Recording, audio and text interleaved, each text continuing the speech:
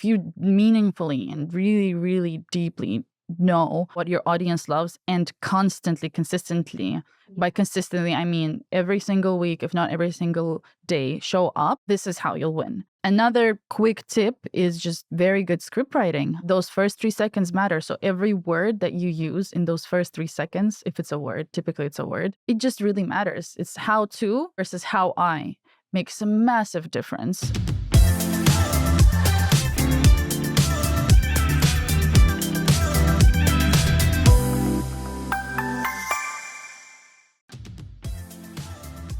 Have you ever wondered why some brands grow exponentially, building legions of passionate fans that live and die by their logos, and some, well, don't? I do, all the time, and that's probably because I'm a massive brand nerd, but I believe there's a secret sauce at the core of every remarkable brand, a formula that sparks the growth of passionate communities of superfans, building a business and a reputation that will last for years to come. In this podcast, we tap into the greatest marketing minds in the world as they share the exact tactics and strategies used to build the world's greatest brands, dropping actionable insights every brand builder can apply. My name is Paul Archer, and I'm a specialist in brand advocacy and word of mouth, having consulted for hundreds of brands on a topic. Co-hosting with me is the wonderful Verity Hurd, expert on the bleeding edge of social media. It's time to learn and build brand advocacy. Hi, and welcome to Building Brand Advocacy. Today, I have a very special guest on the show, Victoria Blinova. You have already had an incredible journey working within the marketing industry. So from, powerhouse that is Nestle through to the industry giant of Google. You're incredibly passionate about the creator economy, and I'm so excited to talk to you today. So welcome to the show. Thank you so much, Verity. I'm super, super excited to be here. Shall we just start off before we go into the nitty gritty? Would you want to just tell us a little bit more about your role at YouTube and what that looks like? Sure. At YouTube, I pretty much have potentially the best role possible. I get to work with the most talented, cool people out there. So top creators, typically large creators in the millions. And what I love about my job is that I get to work with a variety of them. So typically I find some awesome creators that are maybe struggling on YouTube. I bring them onto the platform, and in a short period of time, I'm almost like a partner accelerator. I accelerate them in a few months through certain coaching strategies, helping them share certain specifics within YouTube. And sometimes after a few months, they blow up to 1 million subscribers. So that's my job. That's very fun. Very impressive. But yeah, sounds like a lot of fun, and can imagine the day-to-day is very different. Oh, yes. I can talk about creator life forever. I think my job is fun, but also weird, sometimes challenging, where it's not that easy to grow a channel from scratch. And also, I think approach with creators needs to be different sometimes. So it makes my job very engaging. Awesome. Okay, so I want to just, first of all, I do think that, we obviously have a big D2C audience. Brands that obviously work with creators day in and day out. But I think even from like a D2C perspective, like so many are really underutilizing video and sort of like creator marketing as a marketing channel. Like, why do you think that is the case? Seen this challenge over and over again, and now I have a theory, and I think it's a very actually simple one. I think especially with D2C brands, they are aware of ads, right? And with ads, they know that I need to spend that $1,000 or $1 million or multi-million, and they do that, and then they get great results, right? With influencer marketing and video, for some reason, they think that they don't need to invest any money. No, for real. No, it's true though. Yeah. They think they don't need to invest any money. Don't need to have actual human resource managing all those projects. And then they get really upset that they don't get results. Yeah. So I'd say if you expect 100x ROI, whether it's paid or organic, you probably need to invest that 100 or 10x investment. And I don't mean only money. Very often it's if you don't have the budget to invest in paid, that's totally fine. Then work 100 times harder, or hire that team, or really truly focus, educate yourself. And once you do that, wow, you can get amazing results. What do you think is like the most unique kind of opportunity that sort of like the video and the creator space brings to a brand? Engagement, as we all know, right? Video is incredibly engaging for any brand. And now even more, I'm seeing this movement or focus on authenticity. So, one, ads are getting expensive, but two, also people demand now authenticity, and doing that through video is such a great way to connect. So if you want deeper, stronger engagement and stronger community building, video is usually the only way so far, doing it at scale at least. Okay, so thinking about video, even like brands and creators, if they're getting started, because it seems really daunting to kind of like turn a camera on yourself and, especially trying to get that authenticity piece, because it's such a buzzword. There's authenticity that is staged, and then there's actual authenticity. Like what would you say your top tips are for getting started? Amazing question.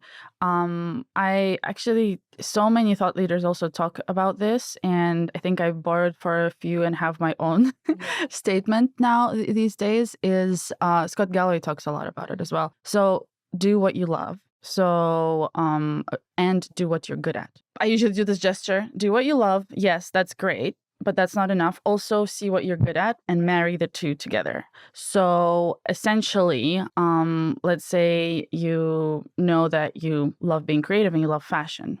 Great, but that's not enough. Look into what you're also good at. And then you quickly find out maybe you're a great writer, or you're actually very good at, mimicking yourself and, showing your energy on camera. Or maybe you're not really good at that. You're actually very good with light. Whatever it is, understand your strength and marry those together. That's when you'll very quickly start having a passion for video. So I'll give an example on personal experience. I love writing, and I'm a pretty good writer because I've been doing it for quite a few years. I really appreciate that art form. I hate video. Like myself, no, please, never. I don't mind doing a podcast because someone's doing the video for me. Cool. Yeah. I hate the idea of like talking into a camera by myself. But I love writing. So what I started doing is script writing and then just adding in a B-roll. And that started kicking off and getting millions of views on platforms like LinkedIn. But each creator is different. So usually I'd recommend sit down with yourself, with your friend, and really try to understand what am I good at? What do I enjoy? Marry the two together and create your strategy from there. Awesome. And I suppose that connection piece there is when you're going to start bringing out the true niches. What do you think, are there any particular D2C niches that really thrive in this space? Well, fashion is a good example. I think the reason being because it's lifestyle, there's just so much you can cover in that content space. It's also, ironically, a niche that I believe is not that, a big part that not all brands realize is a big part of success is volume and being consistent all the time. And because if it's fashion, you have the opportunity to take a video of your outfit every day, or if it's lifestyle, your day to day. As a result, you can truly produce volume. So what I see so far is that a lot of these kind of in D2C, these kind of verticals succeed because of the sheer volume that they can work with. So a specific example of a brand would be Kurt Geiger. Do you know how many creators they work with? No. Yes. Oh my gosh. Just on one platform or just across?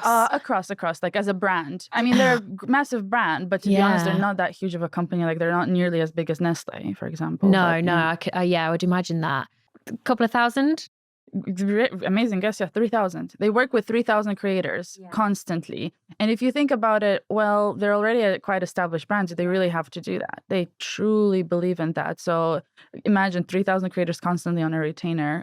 It's crazy. But partially why they're able to do that, one, because it's a genius strategy. I love the VP of marketing there. But it's a genius strategy, but also partially because it's footwear, it's handbags. I mean, you can wear a pair every single day if you'd like and create infinite amount of content around the topic. It's a great brand. I do love Kurt Geiger. Yeah, I love them too. Okay, so I want to dig into creators in a minute, but first of all, I just want to chat to you a little bit about content. And I suppose there's short form, long form, how do brands tactically kind of like balance the two to kind of like dominate their niche? Because I mean, there's so much to think about across the two. Like even I'm like, what? Yeah, it's super overwhelming. I think the short way, or the TLDR, to think about short versus long is short form is a way to introduce a new audience. Always think of it as the door to your brand. Literally, someone knocks on your door, they quickly peep, and maybe they'll enter, right? So all your short form content needs to be very exciting. Those 3 seconds need to be really, really interesting, something highly entertaining, highly educational, highly inspirational, just really, really get that new audience into the door. So that's short form content. Long form content is all about depth of engagement. So here is someone, let's say you're a D2C brand within the fashion space, and it's that person that really cares about the fabrics and really wants to mix and match and really understand what's that perfect winter coat, and willing to watch a 10-minute video about, what are the different opportunities available to them. That's a long form, deep engagement. And that person, surprise, surprise, is more likely to buy and truly like engage with your brand. So I'd say really understand that these two types of video have different functions. They don't have the same function. Not both of, like, the short form usually will get you the views. The long form will typically will get you the engagement and the very, very strong interest and consideration into potentially buying, right? Or truly doing the action. So one, understand it has two different objectives, and then align it with your objectives. If you're a brand, let's say you're D2C, you have zero budget, you're really struggling, you really need to get started and show your investors that you need investment, whatever it is, maybe short form is your way to go, and go crazy with volume and really, really put yourself out there as the most fun, cool, whatever brand you are, to engage that new audience. If you're a more mature brand, right? So D2C, let's say you're the Kurt Geiger, balance it out to appeal to your fun, cool new audience with short form. And then think of a show or something incredibly valuable with long form. So here, maybe weekly you do episodes with celebrities that use your brand. Maybe that's a way to appeal through entertainment. Or maybe with long form you do in-depth reviews that will be incredibly educational, valuable to your audience. Basically here, I'd say be very, very strategic on what kind of shows are very, very valuable for your audience. Really good examples and ideas there. And I've heard a lot recently actually about brands doing more around like these mini like docu-series type things. I'd love to see how they play about with it next year. Going into sort of like 2025 and thinking about content, like what do you think is going to really stand out next year? There's so many things I want to say, but I'll push on something that I believe, just truly believe in. It's two things. One is continued standout moment of authenticity. So the brands that will invest in that without the whole, boring briefs that you send to creators and really force them into these legal loopholes and just stress them out with the amount of do this and do that kind of rules. Those are the brands I believe that will be, let's say, have slower impact. So versus the brands that are there, like, this is our key metric. This is the call to action. The rest, it's up to you. Creativity, go crazy, be as authentic as you can, because, we really need to drive views, or just something very simple. So that authenticity, I think, will be a very big trend next year. And the other part is scale. So here I'd say just the brands that will engage with creators at scale. There's some brands that are already doing really, really good job with that. Just like I gave the example of Kurt Geiger, but in B2B space, right? There's, I'll give a shout out to SEMrush. They did a really good job in engaging with creators at scale. And this is how you get massive ROI. That's really interesting around, because I imagine like with platforms that they're established on, let's take Instagram and TikTok, thinking about sort of like the D2C space, particularly fashion, let's just keep going with that. And then like a platform that they might want to test out next year. I can imagine that whole giving that narrative over to the creator probably feels quite daunting, especially on like a newer platform that they're testing out. Like, what would be your advice? Like, they've just got to let go?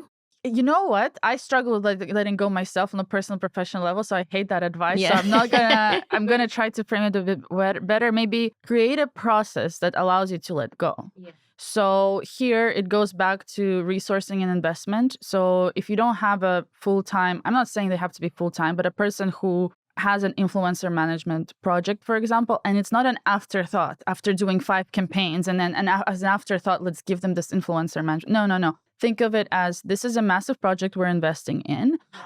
This person, we might not have a massive budget for this, but this person has a very clear OKR or KPI, whatever we call it, objective. And we're going to create a process for that person. So maybe on Mondays, they reach out to the creators. On Tuesdays, they check on the deals signed. Yeah. On Wednesdays, they approve the creatives. On Thursdays, they all go live.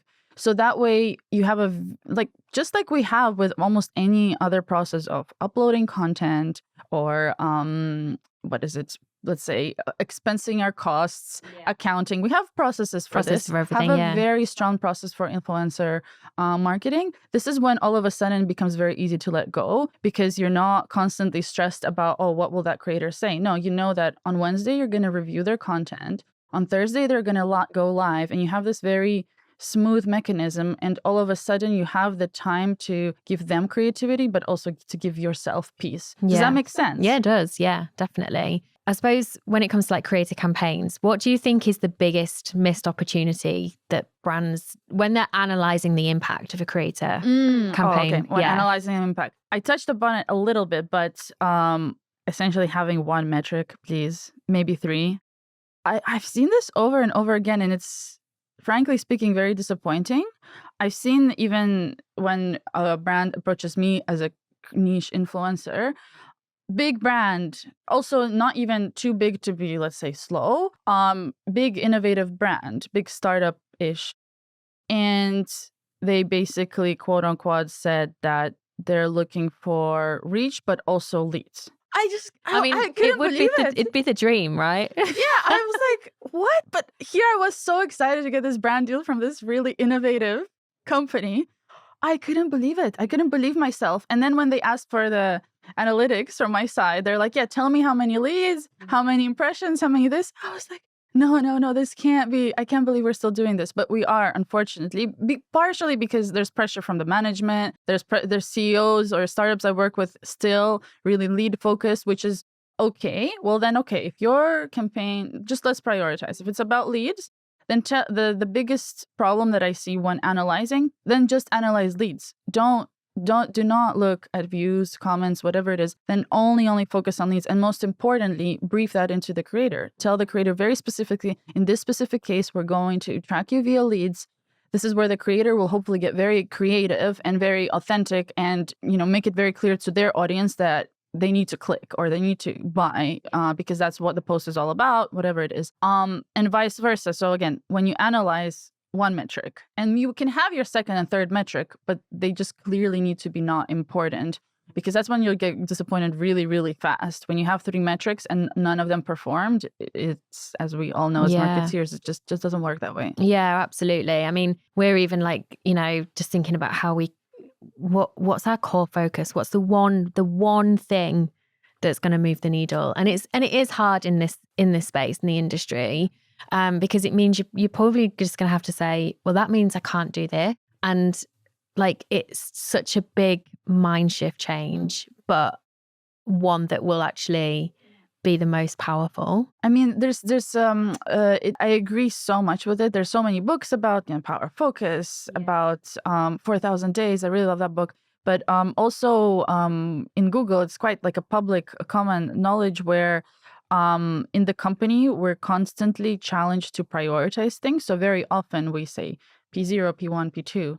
So you need to be very clear with your management that this is a P0 project, which then means this is the main metric that I will focus on right now, this week, whatever it is. Because if you don't, there's so many amazing opportunities out there, just like there's so many creators out there, but you really need to make sure what you're prioritizing. Otherwise, you'll just kind of not perform in all of the metrics. Thinking about the role of the creator and evolving in sort of the larger marketing ecosystem, how is it changing and how do brands adapt? Could you repeat that? So basically the question is, how is the ecosystem changing and how are brands adapting? Yeah, so the role of the creator is evolving. And like first, let's break it down. So I suppose, how do you see the role of the creator evolving in the next sort of like, let's go year one, because we can't go any further than that these days. Yeah. That's very true. I think the way I see the role of the creator evolving is that some of them will like more creators will become more, let's say, quote unquote mature businesses. Meaning right now, I'm constantly surprised, but essentially there's not that many creators actually that have a team, or even most creators that we know, even the most biggest ones might have only one person, and even then that person they don't share an office, that person is virtual, etc., etc. So but potentially what I see next year, because I am seeing a bit more movement around investing in creators and brand deals, more of them would hire, but to be honest, I don't know if that will be more of a 1-year thing. And what that means to brands, to DTC brands, is that essentially it'll be hopefully easier to work with creators, because then they have that person that will probably streamline their communication or be really focused on those brand deals, because at the end of the day, that's financial security. So that's one thing, creators maturing. It's a really interesting point though about creators actually having teams as well. That's I can definitely see that happening. Yeah. It's. I mean, a lot of them, when I talk to my creators, it's really surprising. They are creators, so they're creative, and they're so good at doing what they're doing.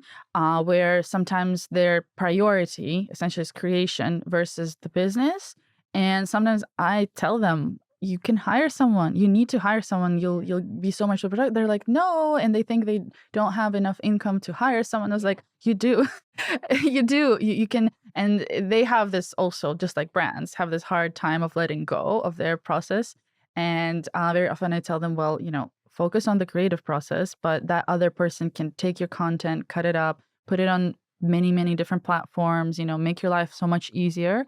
So yeah, I see a lot of creators doing that, as a result being more approachable, because they're essentially not, working 24/7. There's someone helping them. And I suppose with your experience working with a huge range of creators, what do you think is one thing that brands misunderstand about this kind of industry, and that if they were to get it right would fundamentally change a lot of things for them? Honestly, I love this question, because I think there's a massive miscommunication between brands and creators. I think, what do you find the most unique? Like, what would you say the biggest difference between a creator and, let's say, a brand manager at a D2C company? Oh, great question. Oh my God. I don't like being interviewed. But what do you think is the biggest difference? Oh my God. Between a creator and a brand. Yeah, say a massive creator, millions of followers, and a brand manager at I don't know, Gucci.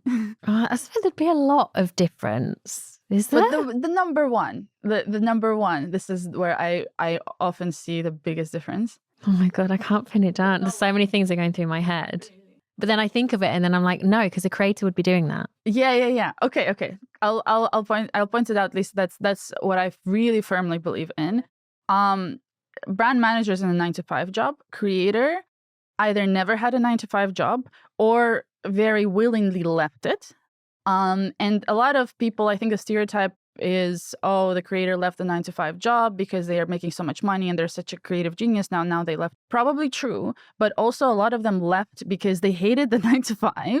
They basically just didn't fit into this box. I wouldn't say the 9-to-5 is a box light approach, but if you think about it, it's a very disciplined area to be in. If you're in an office, you need to come on time, you need to clock in, whatever it is, you need to send your emails, respond to your emails, send those briefs in, whatever it is. It's a very, office, very professional, strict job. Even if it's your brand manager at a creative company, you're still expected to be in the office at a certain time and left at the same time. Yeah. Creators are pretty much the opposite of that. So what I've been noticing over and over and over again is that brand managers are so disappointed their emails are not answered, or that their briefs are not followed, or that that campaign didn't convert, whereas all their other posts are so much better. And why did all the other posts do so well versus mine? Well, to me, it's a massive miscommunication. Yeah. So here, just try to make creator friends if you can, or if not doing it organically, maybe have those have them on your board. Another thing that CodeGuider does, they have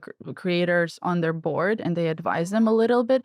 Have that very strong insight into the creator mindset, because that will help you write briefs that will actually get you insane ROI. And moreover, I'm almost against briefs. So example here is bridge that miscommunication gap and think of a new way to communicate. An example would be get on their WhatsApp or get on their, text them, or surprise, surprise, create a video for them because they're a video creator and they're actually spending a long time analyzing other videos throughout the day.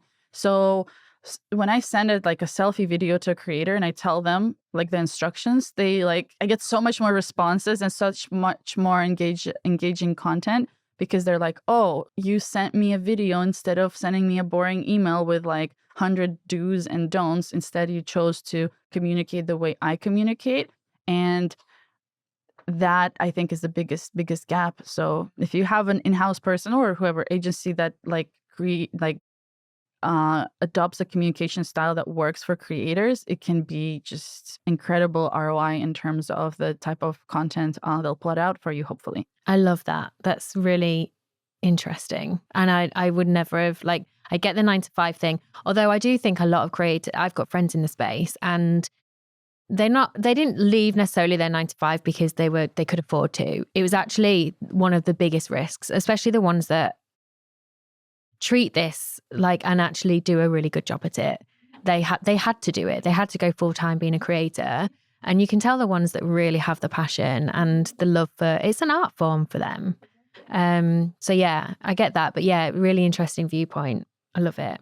And in terms of the types of content created by creators, which do you think is the most effective, particularly for sort of I know we've touched on authenticity, and that is obviously something that builds trust and advocacy amongst their audiences. But is there anything else that's standing out to you?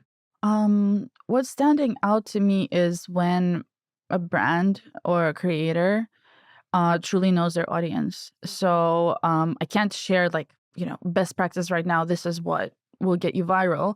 But I can tell you, if you truly know what your audience wants, let's say, again, you're a jeans brand and you know that your audience loves XYZ type of content.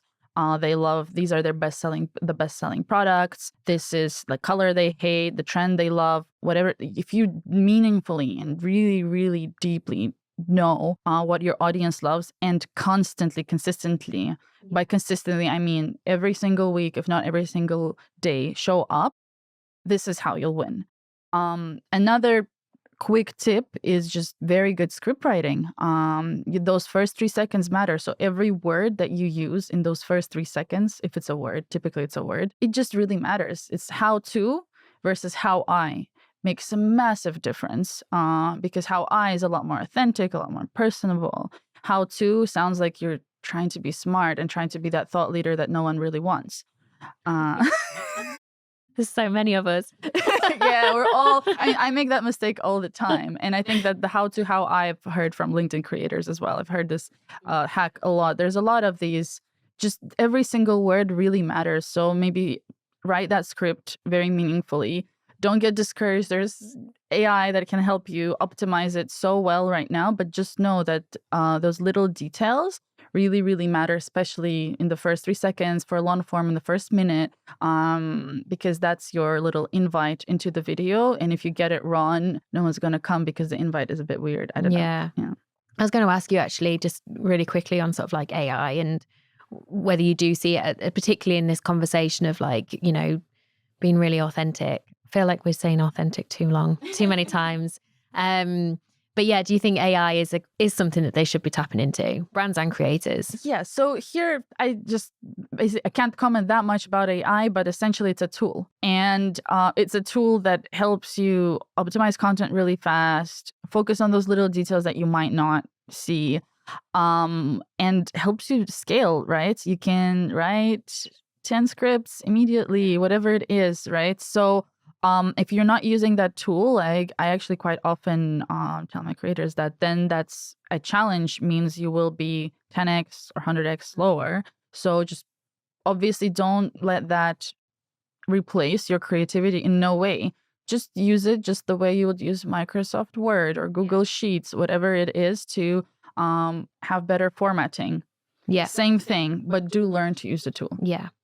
And then I just want to talk about like consumer, like I suppose audience behavior more so. What shifts do you think is happening in 2025 that brands should prepare for? Well, I'll just drop this one in as podcast is becoming a very big deal. This is just like public information from YouTube, right? One thing I'm ahead of the curve on. Yes, yeah. I mean, yes, this is great. I mean, the studio is gorgeous. The video is amazing. So, I mean, this is great. Yeah, podcast is a very, very big deal. As you can see a bunch of articles out there that there's a lot of like podcasts is becoming video. So as in a lot of people are watching video podcasts. And I think if you're a D2C brand that's, let's say, really struggling with being that fun, authentic brand, maybe you're super established and you have like crazy legal policies, PR approvals, etc. Maybe start a podcast and just make sure it's really fun, really cool, very valuable, not just about talking about how amazing your brand is. Yeah. Maybe that's a massive opportunity because if you look at the stats, podcast is growing and will grow in 2025. Yeah, Bella Freud have just started a podcast and that's super interesting. And the founder of the fashion brand, like she actually treats it like a therapy session and they have like, the people on the couch and they're actually lying down and it looks super, super interesting. So yeah, there is definitely ways that, just going back to, we seem to be focusing on fashion in this episode, but yeah, there's loads of ways that I think many brands can tap into it. Oh yeah. I mean, just, I guess if I had to leave one piece of advice, I mean, very, very cheesy, but basically be consistent. But I'll follow up this, just build a system that works for you. Don't expect yourself to be consistent. Just like, I don't know, myself, when I want to be consistent on a human level, right? I want to go to the gym. I'll probably get a subscription where hopefully someone coaches me or whatever it is. Or if I want to get a nutrition plan, I don't tell myself I'm gonna actually build that plan and buy that nutritionist subscription that will push me. The same with consistency. Invest in something, invest in a very strong plan, get a good person behind it that will constantly push the team to create consistent content. And that one action will take you really far. Yeah, I 100% agree with it. Not always the easiest thing, but once you get that process in place, then it makes such a huge difference. Speaking from experience with this podcast. Victoria, that was super fast, but absolutely loved it. Thank you so much. Where can people find you if they want to get in touch? LinkedIn is the best platform. I'm very active there. Victoria Blinova. We'll put it in the show notes. Yeah, thank you. And also a bit active on Instagram, but honestly, I prefer LinkedIn. That was another episode of Building Brand Advocacy, the world's top brand building podcast. To find out more about building brand advocacy and how this podcast is part of a bigger plan for our brand building cookbook, then make sure to search for Building Brand Advocacy in Apple Podcasts, Spotify, Google Podcasts, or anywhere else that podcasts are found, and make sure that you click subscribe so you don't miss any future episodes. Thanks to Duel for sponsoring. To find out more, go to www.duel.tech, that's duel.tech. And on behalf of the team here at Building Brand Advocacy, thanks for listening.